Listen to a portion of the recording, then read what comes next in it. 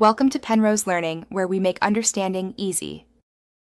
Start now, shut down and unplug the PC, then ground yourself to prevent static damage.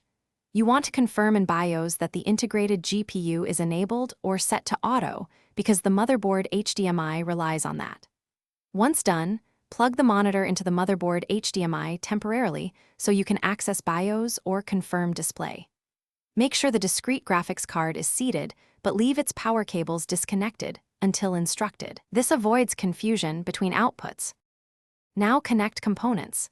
If you plan to use both motherboard HDMI and GPU, reseat the GPU and plug in its power cables so the card is fully recognized.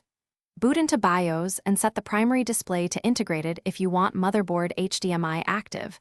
Alternatively, choose PEG when prioritizing the discrete GPU. Save and restart. Once in the OS, install or update both the motherboard chipset drivers and the GPU drivers, so the system. Finish by configuring display settings. Open Device Manager or Display Settings to enable multiple displays or to select the active output. If you get no signal, power down, swap to another HDMI cable or port, and try reseating connectors. If still dead, reset BIOS to defaults and re-enable integrated graphics. Make sure BIOS and drivers are up to date.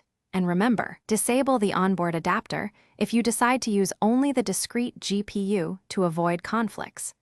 This single troubleshooting tip usually resolves handshake issues.